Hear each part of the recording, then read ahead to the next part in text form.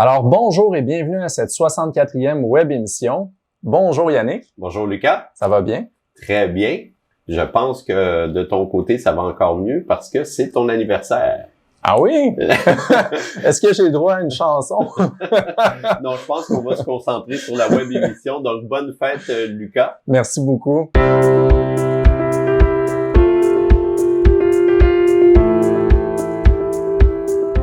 Alors, comme le veut la tradition, nous répondons aux questions que nous avons eues sur les réseaux sociaux ou par nos clients par l'entremise de nos revues de portefeuille. Donc, la première question, Yannick, concerne le mouvement FIRE. Est-ce que tu peux nous expliquer un peu qu'est-ce que ce mouvement? Oui, ben en fait, Lucas, le mouvement FIRE, ça vient de l'acronyme anglais Financial Independence Retire Early. Donc, comme ça le dit, les adeptes de ce mouvement-là veulent prendre une retraite hâtive. C'est un phénomène qui est en vogue, je te dirais, depuis plusieurs années, mais qui a été encore plus popularisé depuis 2 ans, depuis l'éclosion de la pandémie. D'une part, il y a une remise en question sur la place qu'occupe le travail, mais il y a aussi des novices qui ont investi en bourse, dans les crypto-monnaies, et ils ont eu droit à des gains rapides, et tout à coup, ça a changé un petit peu leur perspective du placement finalement. La question Yannick qui nous provient d'une fan de la page Facebook nous demande, et je cite, « J'ai découvert le mouvement FIRE et j'y adhère totalement. J'ai 32 ans, une bonne rémunération, une grande capacité d'épargne. Que me conseillez-vous pour atteindre mon objectif de prendre ma retraite à 45 ans? » C'est Joanie qui nous pose cette question-là. C'est une bonne question, mais elle est très vaste, donc c'est difficile d'arriver avec des conseils très précis. Ceci dit, Lucas, on peut quand même poser quelques questions importantes si on veut adhérer à une retraite hâtive. Premièrement, quelle est la raison pour laquelle vous voulez arrêter de travailler? Est-ce que c'est parce que votre emploi vous déplaît? Est-ce que c'est parce qu'on veut pouvoir décider de ce qu'on fait quand bon nous semble pour échapper, par exemple, au rythme métro-boulot-dodo, ou tout simplement parce qu'on aspire à avoir une vie qui est plus axée sur les activités, puis faire le tour du monde, par exemple. Donc ça, c'est vraiment une des principales questions à se poser. Ensuite, il faut se demander si on est prêt à faire des sacrifices. Par exemple, c'est la semaine de relâche, vos copains partent dans le sud ou louent un chalet, mais pour vous, ça veut dire rester dans votre appartement parce que vous devez faire les économies qui s'imposent si vous voulez prendre votre retraite plus hâtivement. Ensuite, il faut se demander, Lucas, qu'est-ce que ça représente pour nous, la retraite? Est-ce que ça veut dire une vie qui est assez simple, axée sur des activités peu coûteuses, ou encore on s'imagine faire le tour du monde? Donc ça, c'est des grands principes, je vous dirais plus des questions de nature psychologique. Financièrement, Yannick, qu'est-ce que ça implique? Combien ça prend pour pouvoir être capable de prendre sa retraite à 40, 45 ans, 50 ans, ce qui est quand même très, très tôt, là? Oui, tout à fait, Lucas. Avec les progrès de la médecine, l'espérance de vie s'allonge. Donc, un des premiers éléments là à prendre en considération, c'est qu'on va devoir vivre de notre portefeuille peut-être pendant 50 ans ou plus. Parce que l'Institut québécois de planification financière indique qu'un couple qui est âgé de 35 ans aujourd'hui a une chance sur 4 de vivre jusqu'à 99 ans. Donc, imaginez si vous arrêtez de travailler autour de 45 ans, là, ça veut dire de vivre de son portefeuille pendant plus d'une cinquantaine d'années. Donc, si, par exemple, on retirait un montant de 60 000 brut indexé à l'inflation, ça voudrait dire de retirer plus de 5 millions de dollars de son portefeuille au cours de cette période-là. C'est quand même beaucoup de sous. Puis, je te dirais, Lucas, un autre élément important à considérer, c'est le fait que, généralement, les adeptes du mouvement FIRE cherchent à réduire au maximum leurs dépenses. Donc, on a une vie frugale et ça se représente aussi dans le domaine du placement, c'est-à-dire qu'on cherche à réduire les coûts au maximum. Donc, on investit généralement par des fonds négociés en bourse. Par contre, ça veut dire de ne pas avoir d'accompagnement. Et quand ça brasse, quand il y a des turbulences comme en ce moment, Est-ce que vous êtes capable de subir une baisse importante sans accompagnement ou vous allez paniquer puis tout vendre au pire moment? Donc ça, c'est vraiment un élément central, là. Il y a d'autres personnes qui utilisent aussi une stratégie de dividende, par exemple. Ça peut être très attrayant. On a les revenus qui rentrent trimestriellement, même mensuellement pour certaines personnes. On réinvestit ces revenus-là. Le dividende qu'on reçoit mensuellement s'accroît. Donc, il y a des personnes qui aiment ça, cette stratégie-là. Peux-tu nous en parler? Certaines personnes peuvent aimer ça. Nous, on aime moins ça, de reposer sur le dividende. Chez Médici, notre approche, c'est plus de favoriser les meilleurs allocateurs de capitaux.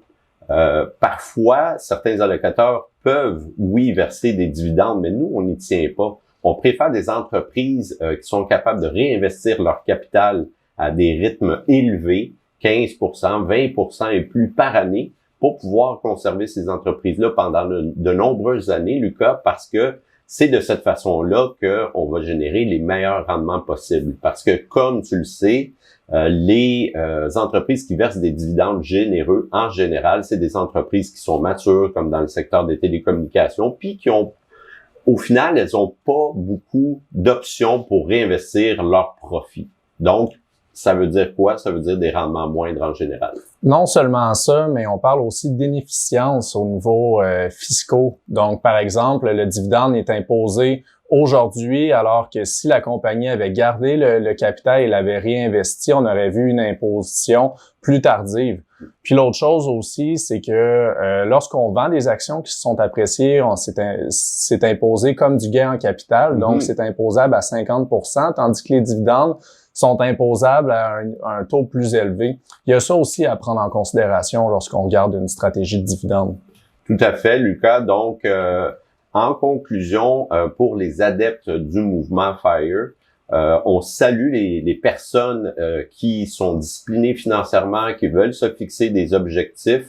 Mais encore une fois, nous, chez Médici, ce qui est important quand on fait des planifications de retraite, par exemple, on veut s'assurer d'avoir une marge de manœuvre pour éviter un des plus gros problèmes, c'est-à-dire de survivre à ses épargnes.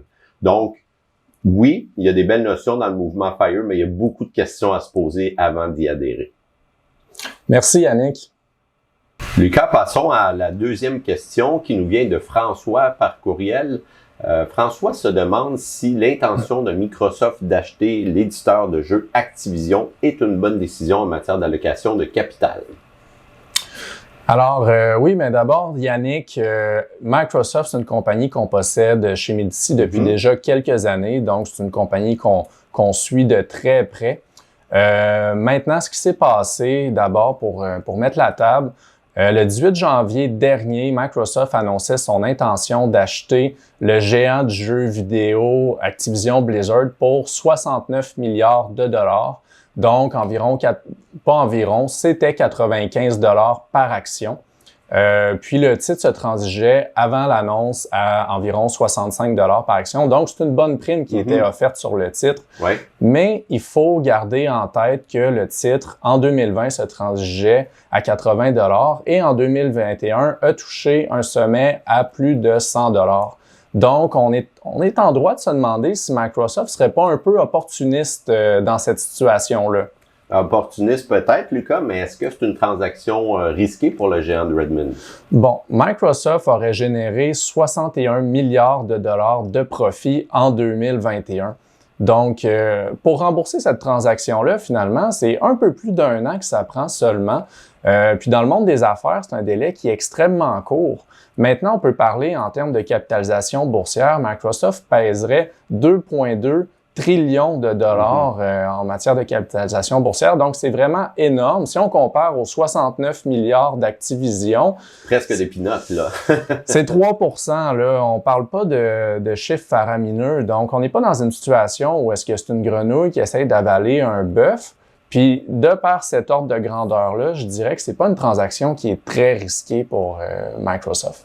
Mais je reprends la question de François. Est-ce que c'est une bonne décision, Lucas, en matière d'allocation de capital? Bon.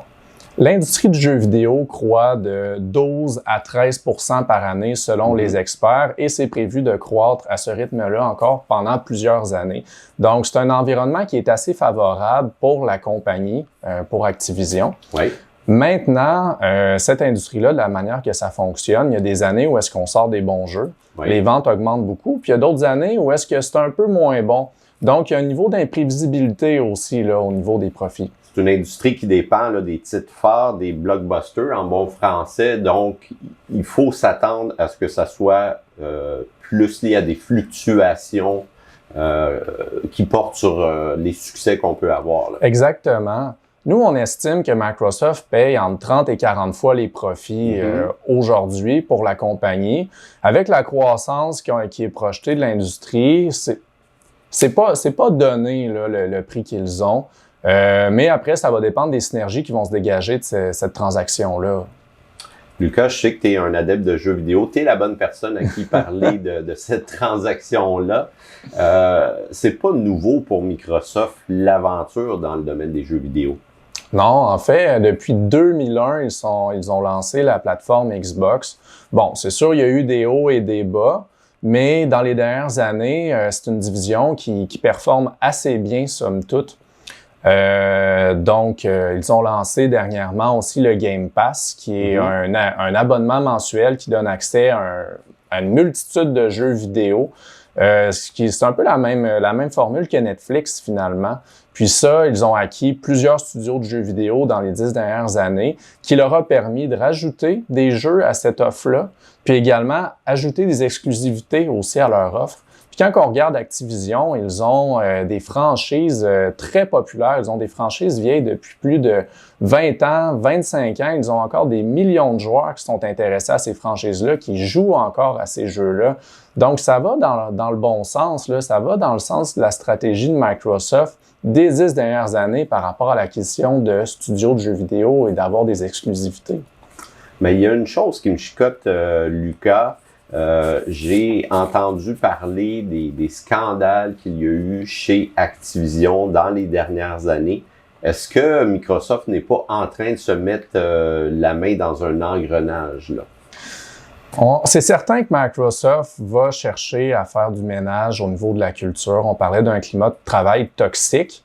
Au moment de l'annonce, on a même vu le président d'Activision qui allait annoncer son départ si la transaction se conclut. Donc, on est certain aussi qu'il y a probablement d'autres têtes qui vont rouler aussi. Donc, il va y avoir un ménage qui va être fait. Puis, ils vont chercher à redorer l'image de l'entreprise aussi. Après, est-ce que tous ces scandales-là auraient affecté les ventes de l'entreprise? Probablement pas, tu sais. Puis d'ailleurs, si on regarde, Warren Buffett a acheté des actions à la fin de 2021 aussi. Donc, lui aussi semble être d'avis que tous ces scandales-là n'affecteront pas nécessairement les ventes d'Activision de manière importante. Lucas, Microsoft, on le sait, n'a pas toujours eu un bilan reluisant en matière d'acquisition. Est-ce que tu peux nous dire finalement si cette fois-ci ça va être la bonne, puis nous rappeler un petit peu ce qui s'est passé avec les acquisitions? Microsoft a fait une multitude d'acquisitions à travers les années. On a vu des acquisitions dans les années 2000 qui ont vraiment pas été fructueuses. Plus récemment, on a vu Nokia, on a vu l'acquisition de Skype aussi, qui soulevait des bons questionnements dans la communauté des investisseurs sur l'allocation de capital. Maintenant, si on regarde un exemple plus récent, on a LinkedIn qui a été acheté en 2016, qui générait moins de 4 milliards de revenus à l'époque. Aujourd'hui, on parle de plus de 10 milliards de revenus. Donc, c'est une bonne croissance des revenus en moins de 5 ans, en 5 ans finalement. Donc, récemment, ça a été plus favorable. Donc, on peut s'attendre à ce que ça le soit avec Activision. C'est très encourageant ce qu'on a vu avec LinkedIn. Puis peut-être qu'ils vont être capables de répéter l'expérience avec Activision aussi. Ben merci beaucoup, Lucas. Donc, peut-être pour ton anniversaire, tu pourras demander un jeu vidéo d'Activision.